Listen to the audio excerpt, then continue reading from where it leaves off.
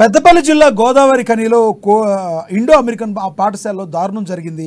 3వ తరగతి విద్యార్థిని చితబాదారు టీచర్. విద్యార్థిని పునీత్కు తీవ్ర గాయాలయ్యాయి. పాఠశాల ముందు విద్యార్థి సంఘాలు ఆందోళన చేపట్టాయి. టీచర్పై చర్యలు తీసుకోవాలని కూడా వాళ్ళు డిమాండ్ చేస్తున్నారు. ఇదే విషయానికి సంబంధించి మరింత సమాచారాన్ని మా ప్రతినిధి కరీంనగర్ ప్రతినిధి శ్రీకాంత్ అందిస్తారు. శ్రీకాంత్, చెప్పండి, అసలు ఉపాధ్యాయుడు చితకబాదడానికి గల ప్రధానమైన కారణం ఏంటి? అంత బాగా కొట్టడం వలన విద్యార్థి పరిస్థితి ఎలా ఉంది?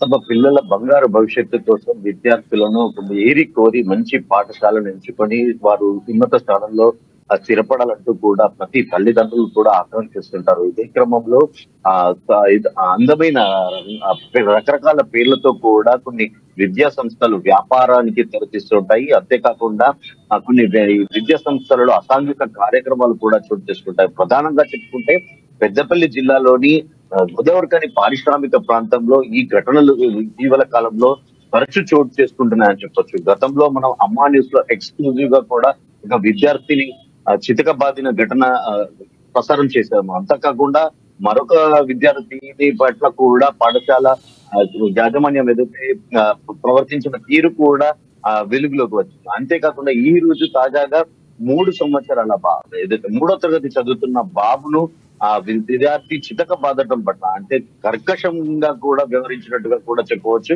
అంటే సహనం కోల్పోతున్న ఉపాధ్యాయులు ఎందుకు ఇలాంటి దారుణాలు పొడిగడుతున్నారంటూ కూడా ఒక అనుమానం అయితే వ్యక్తమవుతుందని చెప్పవచ్చు. విద్యార్థుల తల్లిదండ్రులతో పాటు విద్యార్థి సంఘ నాయకులు కూడా ఒక ఉద్యమాన్ని తీసుకొచ్చే రకంగా కూడా పాఠశాలల యాజమాన్యం అయితే ఇదైతే రంగురంగుల అలంకరణలతో అట్రాక్ట్ చేసే పేర్లతో కూడా కొన్ని పాఠశాలలు నిర్వహిస్తుంటారు. కానీ విద్యార్థుల పట్ల మాత్రం ఈ పాఠశాలలో మాత్రం కనీసం ఆ దయ కూడా లేకుండా అంటే ముక్కు పచ్చలారని చిన్నారులు 3వ తరగతి చిన్నారి పట్ల కూడా ఇంత దారుణంగా మనం బిజినెస్ లో చూడొచ్చు. ఏదైతే ఒక గుడ్డును చితకబాదినట్టుగా కూడా అంటే పోలీసులు 3rd డిగ్రీ ప్రయోగిస్తే ఎలాగుంటుందో అంత దారుణంగా కూడా విద్యార్థుల పట్ల వ్యవహరించడం కూడా కర్కశంగా వ్యవహరిస్తున్నారని చెప్పొచ్చు. అంటే అసలు గోదావరి ఖని పారిశ్రామిక ప్రాంతంలో ఇలాంటి ఘటనలు తరచూ ఎందుకు చోటు చేసుకుంటున్నారు? ఇక్కడ విద్యాశాఖ అధికారుల వైఫల్యంగా కూడా మనం చెప్పవచ్చు. ఏదైతే విద్యాశాఖ అధికారులు తూతూ మంత్రంగా కూడా వ్యవహరిస్తున్నారు.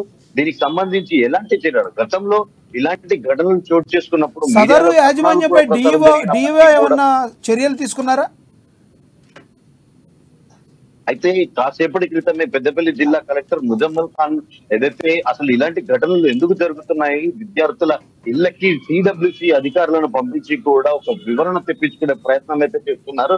దీనికి సంబంధించి చర్యలు ఇప్పుడు అంటే కలెక్టర్ ఏదైతే ముజమ్మల్ పెద్దపల్లి జిల్లా కలెక్టర్ ఒక తీవ్రంగా కూడా దీన్ని పరిగణించినట్టుగా కూడా తెలుస్తుంది. 2 రోజుల క్రితం కూడా ఒక ఘటన ఏదైతే విద్యార్థి కన్ను పోయే విధంగా కూడా టీచర్ పెన్నుతో పొడవడం పట్ల కూడా కాసేపటి క్రితమే ఏదైతే మీడియాలో కథనాలు వస్తున్న పరిస్థితి.